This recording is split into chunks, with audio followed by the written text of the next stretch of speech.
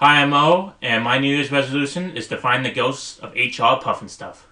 And I'm TJ, and my New Year's resolution is to win the World Series. And this is... It's still new to us, damn it! Welcome to It's Still New to Us, damn it. We are the two slobs here to watch new movies and to culture people. And to culture ourselves so we can become the smartest people in the world.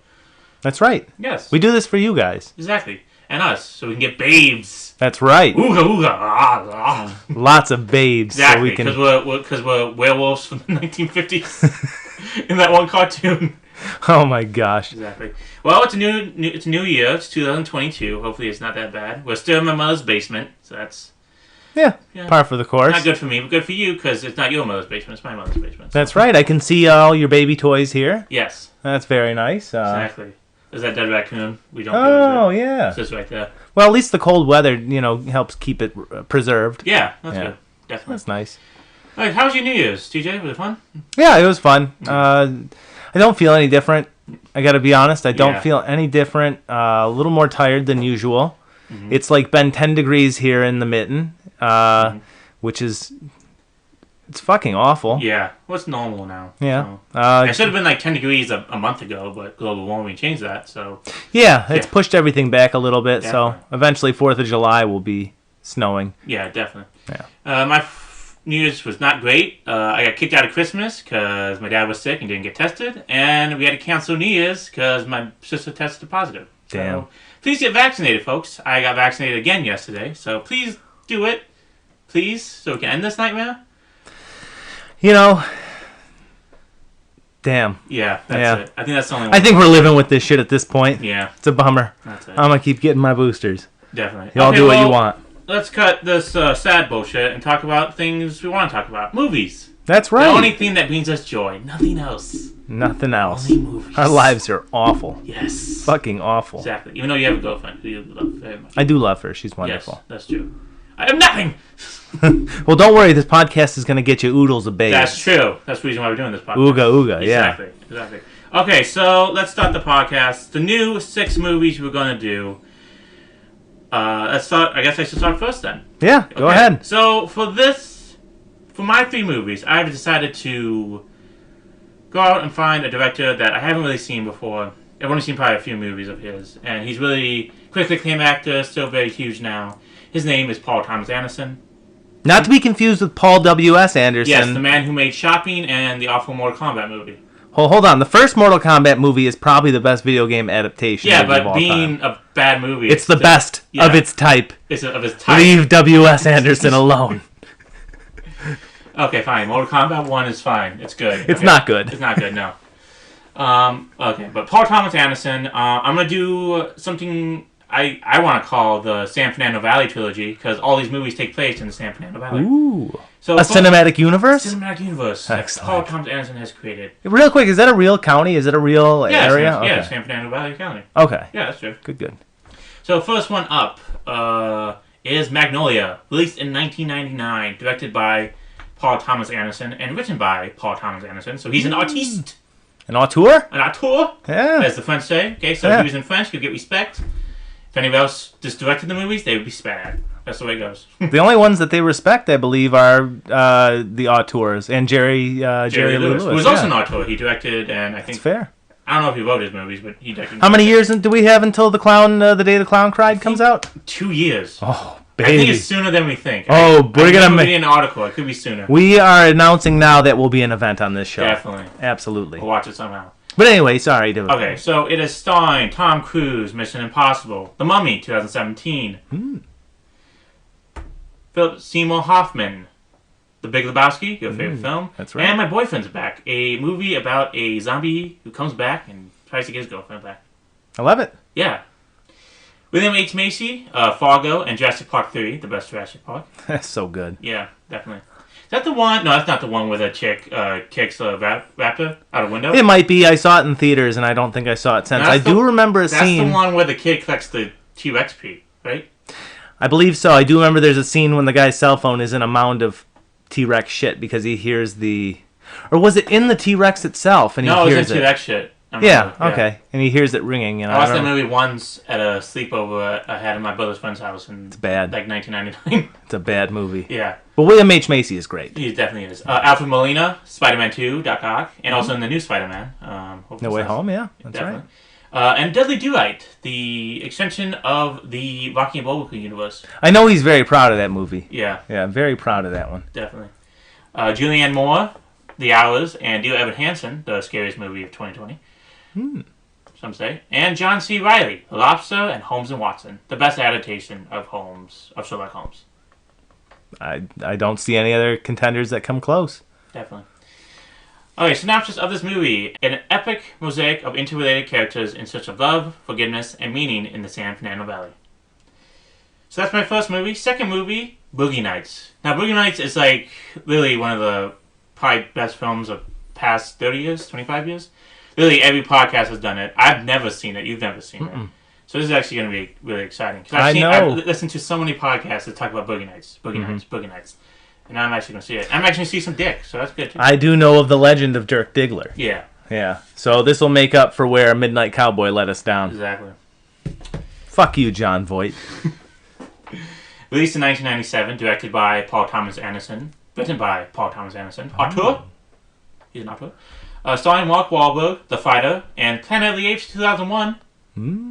Great movie. Movie I saw with my grandma when she took us to the video store. We rented it one night. I was not paying attention, so I don't remember that much. You ever hear Kevin Smith's story about that movie? I think so. They stole the idea. From he had written a comic between Chasing Amy and Dogma, and there was a brief dream sequence where Jay saw the Lincoln Memorial's head replaced with an ape. Yeah. Abraham Lincoln head. And when that movie came out, Kevin Smith joked about how Tim Burton stole his idea, and it was a joke, but Tim Burton heard that and got pissed. Well, Tim Burton doesn't take a lot of things, like, on the cuff. Well, he's an auteur. He's an auteur. So he does take himself very seriously. That's true, he does. He definitely does. Yeah. Okay, who else? Julianne Moore again, Burt Reynolds, Smokey and the Bandit, and Cop and a Half. Don Cheadle, Hotel Rwanda, and Hotel for Dogs. He loves hotels. But how do you explain it? He's a legend in the hospitalities industry. Exactly. Yeah. Mm-hmm. Heather Graham, Swingers, and Say It Isn't So, which is a movie about her and Chris Klein from American Pie. Chris Klein finds out that they're actually half-brother, half-sister, but then he finds out that's false and tries to get back together with her. That sounds hilarious. Yes, no, it was not. It was actually really disturbing. Oh, that's a bummer. And gross. And Nicole Parker, Black Dynamite, and King's Ransom, the Anthony Anderson vehicle, in 2004, which failed. Just like Kangaroo Jack, unfortunately. You know, that movie was supposed to be completely different. It was supposed to be like a serious crime thing, but then they said... Kangaroo Jack was? Yeah, it's supposed to be like a serious crime drama, but then they got a kangaroo and we're like, we're going to do this. I saw that as a kid in theaters with my buddy Carl. And even as a kid, I was elementary school, I knew that movie was shit. Yeah. Oh, man, I knew it was bad. I watched that on a sleepover. I think that's the first time I saw it. I don't remember. I just remember that's the first time I saw special previews in like the trailer. I was like, what's special previews? I've still never gone to a special preview. Never? No. Is that like where you can see the movie early? Is that probably? To be honest, I don't think I've ever gone to one. Unless you count these quote-unquote midnight showings that are now starting at like 3 p.m. in the afternoon. Yeah. So. And again, Philip Seymour Hoffman. I guess he likes to use the same actors again, which is fine. Julianne Julianne Moore and Philip Seymour Hoffman. You got a Big Lebowski reunion going. Exactly, yeah. Excellent. Synopsis of the film is: back when sex was safe, pleasure was a business, and business was booming, an idealistic porn producer aspires to elevate his craft to an art when he discovers a hot young talent. Sounds beautiful, really. It is, definitely. Yeah. And the last film of my choosing is Licorice Pizza, released this last year, 2021. Almost caught myself. That's right. Directed by Paul Thomas Anderson. Written by, guess who? Paul Thomas Anderson? Correct! Wow. Thank you. Starring Alina Hayam from the band Hayam, Cooper Hoffman, son of Philip Seymour Hoffman, Sean Penn, Dead Man Walking, Shanghai Surprise, one of the many, many terrible films of Madonna. Wait, hold on, real quick. Does the Seymour Hoffman family have like compromising photos of Paul Thomas Anderson, or is he just they're He's just good friends with good him. friends He's with been him? working them for 20 years. I don't know. I'm always being blackmailed and extorted, so I think the worst of That's people. true. Your friends do that a lot. All the time. It's getting tiresome. That's true. Tom Waits is in the movie. Give me those pictures back, Michael. Those weren't meant for your consumption. How else am I going to get you to do this podcast? Okay, you're not going to do it of your free will. That's right. Tom Waits is in this film. Shortcuts and the movie Domino. It's on Keira Knightley. Bradley Cooper, Silver Linings Playbook, and Aloha. And Benny Shafty, who directed Uncut Gems with his brother. If you want to see a fun video of this, they go to the Criterion Collection closet, which is a closet that's filled with Criterion Collection movies. Mm-hmm. And people just get them for free. You can choose as much as you want. It's actually really cool. Just seeing all these artists just take movies and talk about them. That is pretty cool. Yeah, so I'll go check that out. The synopsis of this movie is the story of Alana Kane and Gary Valentine growing up, running around, and going through treacherous navigation of first love in the San Fernando Valley in 1973. Sounds totally consensual. Yeah. Yeah. Definitely. And those are my 3 movies. Hopefully, well, I think they're all going to be good. I think that's the problem we chose with these movies. Like, your movie's going to come up, we'll talk about them. But all these movies I think are good. And it's going to be hard to judge them because they're all going to be good in their own different ways. Maybe we can have a segment in each of these movies where we point out what we think was bad about it. That's true. The worst part about it. Yeah, we can do that. And we talk shit about Paul Anderson. Paul Thomas Anderson. Paul Thomas Anderson, yeah. Definitely. Well, we kicked out Hollywood, but... But no, we've tried... We will get to the bad movies. Don't worry, folks. Yeah. There's plenty of them out there. Definitely. But what were our episodes that we were most easily talking about the movies? It was things like Midnight Cowboy, Night of the Hunter. Yeah. It just breeds better conversation. That's true. Okay, then, why not go through your films now, TJ? Sure. Sounds good. So for my movies, I chose a theme as well, and mine were from another director that I'm not super familiar with his directorial work, but I'm a big fan of his Monty Python work. I chose Terry Gilliam movies, a trio of them, the first of which is called Time Bandits. It was released in 1981, directed by Terry Gilliam, written by Terry Gilliam and Michael Palin, so he's not quite an auteur. He's But close, though. He's close. He's good. Close. Okay, if he wasn't, we're not going to do him. So luckily, Hell no, yeah. the first movie said he is an auteur. Let's see the rest. Well, first I have to get into these. So this movie, Time Bandits, stars John Cleese, known for The Adventures of Pluto Nash and George of the Jungle 2, Sean Connery of 1998's The Avengers and League of Extraordinary Gentlemen, Shelley Duvall of Twilight of the Ice Nymphs and Popeye, and Sir Ian Holm from Oh, What a Lovely War and Ratatouille. The synopsis of this, yours I feel like were so in-depth, mine are... they're a little less, but a young boy joins up with a group of time-traveling, treasure-hunting dwarves. That sounds fun. It does sound pretty whimsical, doesn't it? Is, what's her name? You said her name. Shannon, not Shannon. Shelley Duvall? Shelley Duvall. So you're going to say, hi, I'm Shelley Duvall, in the exact same cadence and wear different costumes the whole time? Probably not. Okay. I don't know. I don't really know anything about this movie. I've heard it has a seemingly good reputation. But I'm very excited to watch it because I do like this kind of era's goofy, surrealist fantasy. Yeah, well, that's Terry Gilliam's comedies. filmography, basically. He basically is very out there in directing, takes chances. I mean, it took him, 25 years to direct the Adventures of Don Quixote? Or something like that? Yes. But anyway, second movie is called The Adventures of Baron Munchausen. Now, this one is part of what Terry Gilliam himself kind of referred to as a trilogy. They're not narratively connected, but kind of in a thematic way. These two and the movie Brazil, which I wanted to include on this list, but you already watched it, you rat bastard. I gained the intelligence faster than you, TJ. I know. I'm so dumb compared to you. Exactly. But this one is like the last of that trilogy. This one was released in 1988. It was directed by Terry Gilliam, written by Terry Gilliam and Charles McCown, and it stars John Neville from Baby's Day Out and The X-Files. Yeah. Eric Idle, another Python, known from National Lampoon's European Vacation, and an Alan Smithy film, Burn, Hollywood, Burn. Sarah Polley from Joe's So Mean to Josephine and Dawn of the Dead. Oliver Reed from The Sting 2 and Lisztomania. Uma Thurman, known best for Batman and Robin and Percy Jackson and the Olympians, The Lightning Thief. And Jonathan Pryce from Tomorrow Never Dies and What a Girl Wants. How old is Uma Thurman in that? She must be like a kid or something, 1988. Oh, yeah, absolutely. Yeah. Yeah, she's got to be. Again, I know nothing about this movie. This and Time Bandits, I haven't seen so much as a trailer. Mm-hmm. I think I know the ending of Time Bandits, but I don't know how I got there. Well, you don't say a word, all right? Okay, I won't. It's still new to us, damn it. It's true. Yeah. But anyway, the synopsis for this one. The film tells of the numerous adventures and exploits of Baron Munchausen and his cohorts. Sounds thrilling, doesn't it? Exactly, yes. Another fantasy one, and I'm really looking forward to it. I think we're killing it in the synopsis game. I mean, I think we really are. Oh, hell yeah. Yeah. It's one of our stronger suits. That's true. I mean, we don't copy from IMDb word for word. We don't do that. No, it's the high school paper writing rule where if I change every fifth word or fourth word, exactly. I'm good to go. I'm not technically plagiarizing. I used to think that rule was this: you put the in the beginning of the sentence, so I would just copy the exact thing and just put the in the beginning. Even if it had no place being there? Just do that, yeah. The, in my opinion? I don't know, like, what do you mean writing my own words? And I was just like, I guess it means the. So. The war on terror. Yeah. But yeah, I'm excited to watch those two, especially because those are the most thematically related of the three I picked. Again, Terry Gilliam, not quite a Paul Thomas Anderson level or two, but very much in control of his movies, I believe. Fun fact about him, he was born in America. Yeah. He renounced his American citizenship when he joined the Pythons and became naturalized over there, over the pond. We don't miss him. We don't miss him. No, I'm just kidding. We do. Come back, Terry. Okay, but anyway, movie number 3. This one's called The Fisher King. Released in 1991. Directed by Terry Gilliam.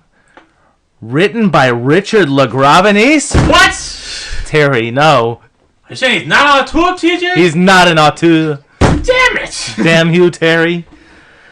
We had to perfect everything up. Every film was an auteur. Son of a and then the bitch, last Terry. one was not an auteur. God damn you, Terry. I'm pissed now. Yeah. Oh. Fine, go on with right, the Fisher whatever. King. All right, this one stars Robin Williams of Bicentennial Man and Old Dogs, Jeff Bridges of K-Pax and the Last Unicorn fame, Amanda Plummer from So I Married an Axe-Murderer and Joe versus the Volcano, and Mercedes Rule of Donna Floor and Her Two Husbands and Rosanna's Grave. Now, you mentioned when I brought this up, unrelated, but you said you liked Joe versus the Volcano. Joe versus the Volcano is a very underrated movie. I've never seen it.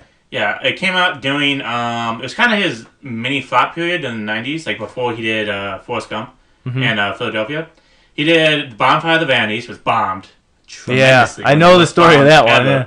And then he did Joe vs. Volcano, which it actually did bomb, but people now look at it in a brighter light because of the writing's great, the imagery is great, the humor is great. I think it's Meg Ryan's best performance, technically. Definitely, because she plays 3 characters in it, and each one's different. So you just gave me an idea for my next 3 movies, the theme. But we'll get to that when we get to that. Okay. Synopsis for this one. Now, you remember how Time Bandits and Baron Munchausen, it's a very whimsical fantasy world. Yeah. Well, guess what? This one is about a disgraced radio DJ who befriends a homeless man whose life was upended unintentionally by a tragic mistake made by the former shock jock when he made an announcement on air that ended up getting the homeless man's wife murdered. Well, that doesn't sound whimsical and fun. No, No. it doesn't. Now I'm sad. Yeah, me too. When everybody heard... We can't sing that song, TJ. Oh, that's right. Sorry, yeah. Okay. We don't have the rights to We don't any have of the that. rights to it. We can't do it. But yeah, those are my 3 movies. Yeah. And if you don't like them, up yours. I don't care. And that goes for you, Michael, and the audience. Up yours. Yeah. Okay, so those are 6 movies. Let's choose the one we think is going to be the best. Okay. That's out of it. Just prejudging. Prejudging. Yeah. Sure. I have a gut feeling that Fisher King is going to be the favorite. I think these movies are going to be great. We're going to say they're great. We're going to point out why they're great. But I think rewatchability standards and I usually want to feel something. I feel like I want to feel that with the Fisher King. So I think that's probably going to be the best. I think I am too, and part of that is obviously I adore Jeff Bridges, but Robin Williams as well. Yeah. I mean, the dude was just such a charming chaotic presence. Fireball of energy. Right, and also the first movie I saw in theaters was Aladdin. Really? So I've always had a soft spot for. I don't know my first movie I ever saw in theaters. I remember I got kicked out of Tarzan. Yeah. So yeah. So you probably deserved it. Yeah, I did actually. I was singing the whole time. Well, how can you not sing along with that Phil Collins soundtrack? No, I wasn't singing along to the soundtrack. I was just singing during the whole movie, different songs. Oh, well. Yeah. Then we went to the Jelly Bean store and I cried. So that was not fun. Okay. All right. Okay, so that's our 6 movies. Next week we'll do the first one, which will be roll the dice. Licorice Pizza.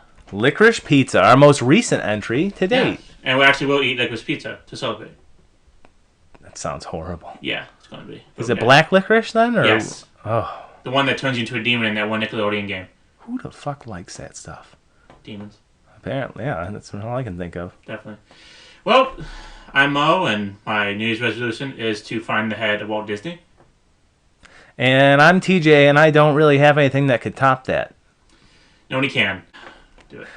This has been It's Still New to Us, damn it. Let's have Violet Mitchum play us out.